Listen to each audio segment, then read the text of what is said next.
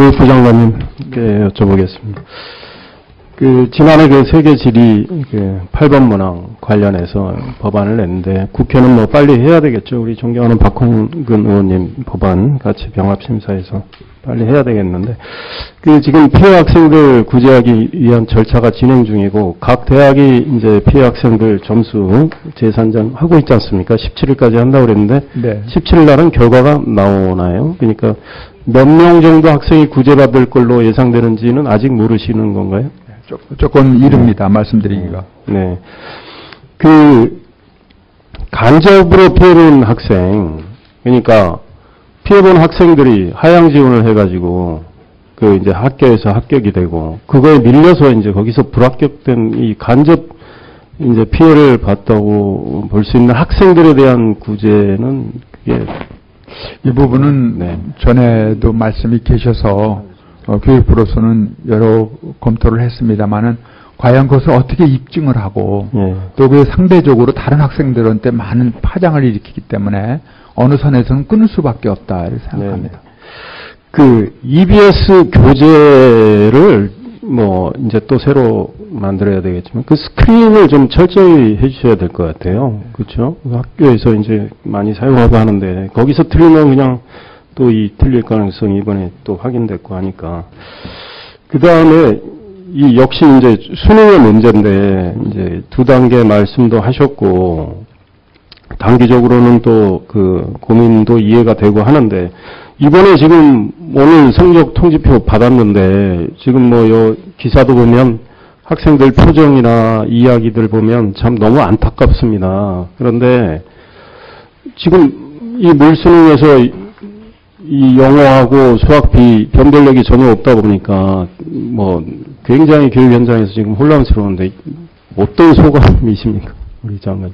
이 난이도에서는 저로서는 교육부 장관의 입장에서 난이도는 일정해야 된다. 교육 과정에 맞는 학습 양과 그 수준을 유지하고 그것을 시험을 통해서 반영해야 된다. 이렇게 일관되게 얘기했는데 이 난이도 문제가 항상 이렇게 문제가 되어서 이번에 수능 검토할 때에도 난이도 문제를 포함해서 어떠한 원칙적인 대책을 만들어 보겠습니다. 그러니까 저는 진짜 교육적 관점에서 생각을 하셔야 되겠다라는 생각이 들어요. 정치인 심지어 대통령께서 한 말씀 하셨다고 갑자기 방향이 그렇게 가고 이건 바람직하지 않다고 생각합니다. 그러니까 교육적 관점에서 네. 심각한 좀 고민, 성찰을 해주셔서 이런 혼란이 안 생기도록 좀 해주시는 게 좋겠다는 생각이고요. 네. 그때 확인 감사 때 제가 질문 드렸고 장관님 답변하셨지만 이 우리 대학 교육의 문제 관련해서 대학교 정부 국회에서 3자 협의체 구성이 하는 게 어떠냐라는 질문에 좋다는 말씀하셨는데요. 네. 이 문제도 좀 더 검토를 해서 답변으로 끝나는 게 아니고 실현이 될 수 있게끔 좀 하셨으면 좋겠다 생각이 듭니다. 네. 우리 문화체육부 장관님께 여쭤볼게요. 우리 교육부 장관님께 하나 더 여쭤보겠습니다. 지금 우리 역사 인재 양성 예산 급히 했다가 국회에서는 해서 올렸지만 결국은 반영이 안 됐지 않습니까? 네. 이로 인해서 생기는 차질이 있을 것 같은데 어떻게 대응을 하실 겁니까? 아직은 결론을 못 냈습니다만은 역사가 굉장히 학자들이 편중이 돼 있고 또 이렇게 우리 논의했듯이 이 부분에 대한 것은 꼭 필요한 사업인데 이번에 안 된 것을 안타깝게 생각하고 저희도 대책을 좀 마련해 보겠습니다. 지금 보니까 교육부의 동북아 역사 대책팀 거기 5분 계시잖아요. 네. 거기 그렇고 흩어져 있습니다. 문화재청도 있고 이제 우리 동북아 역사재단 이쪽 그런데 좀 흩어져 있는 인력을 전문 인력을 모아서 차라리 어떤 TF팀 같은 걸 만들어서 좀 더 깊이 있게 물론 거기도 문제가 있을 수는 있죠. 하던 일도 있고 또 TF를 만든다면 특정 주제를 가지고 하는 게 바람직하고 한데 지금 이게 흩어져서 예산도 덜하고 또 인력 연구도 제대로 심화가 안 되고 이런 문제에 대해서 좀 이걸 통합적인 연구를 한번 할 수 있게끔 고민도 한번 해주시면 어떨까 네, 한번 생각이 듭니다. 검토하겠습니다. 우리 문체부 장관님께 여쭤보겠는데요.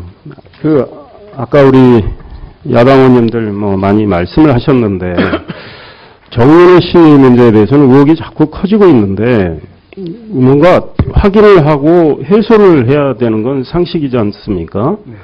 그러면은 승마협회에 대한 조사를 했다. 그런데 조사 보고서는 진 과장이 없다고 한다.